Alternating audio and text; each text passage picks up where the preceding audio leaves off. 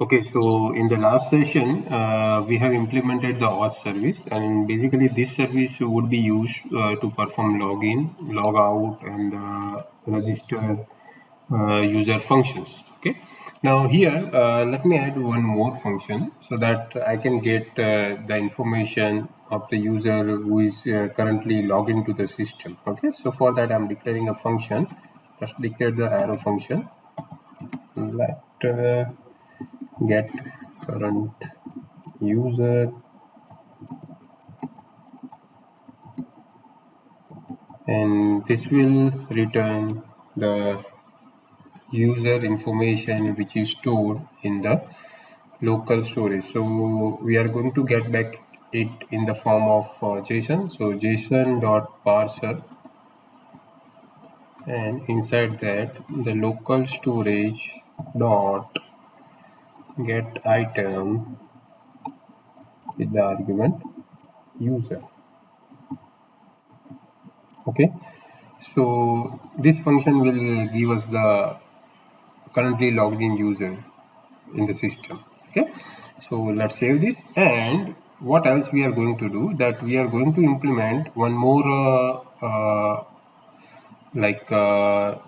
we are going to create one more React.js file, okay, or React.js function that will help us to send the user detail by sending the request from client to server. Right, so whenever the client will be authenticated by the system. After that, the system will send the token back to the client. Okay, let's see that. Like suppose what should I do? Let me open this Tinder client. Okay, and let me open this authenticate URL. Okay, yeah, this one. Okay, and let me post. So what I'm trying to do over here, that I'm trying to authenticate myself, right?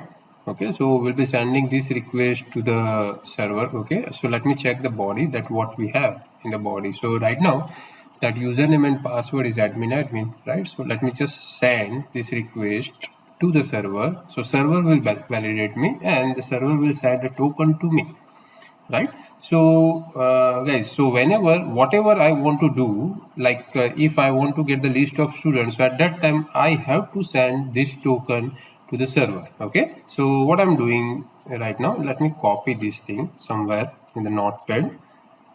I'm pasting it over here, and before doing anything, let me show you that what will happen if I will change the method get, and if I will try to fetch the students information. So if I will click on the send, at that time it will show me the error that is forbidden. That means that this request is not authenticated, right? So the server is not going to respond, right? So what we have to do, as we are already authenticated, I am already authenticated by the server. So what I have to do, I have to add the header, right? The one custom header that I have to add. Okay, and the header name would be authorization. Okay, and the value would be like this, that bearer. Okay, followed by the token, right? So here the type of token is bearer, and this is the token value. So this is what I'm going to copy and paste in my request. Right now, if I will send this request to the server, now server will authenticate me. Okay, so let me try that. Yeah, and here you can see that the status is 200. Okay, that means that my request has been successfully served by the server.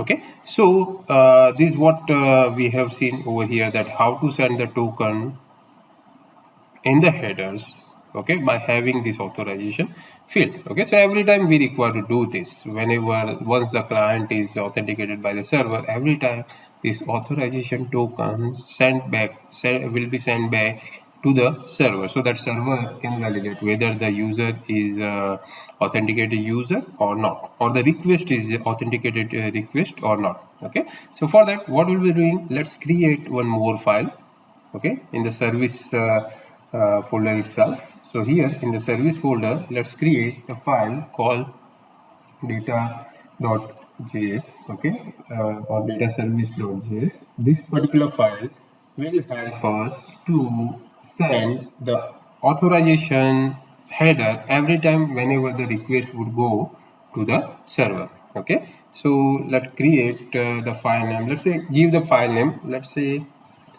AuthHeader.js. Okay, right, so AuthHeader.js, and let's declare the component that is RFC, right, and I'm not going to have anything over here. I'm not going to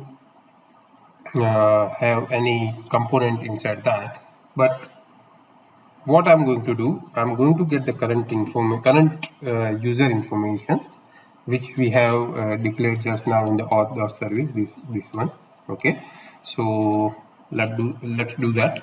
So constant user is equal to, let's pass the user information into the JSON. Okay, so JSON dot pass, otherwise I would have called that get current user also. Okay, so JSON dot parse, and let's get the information from the local storage dot get item, and here the item type is, or the item name is the user.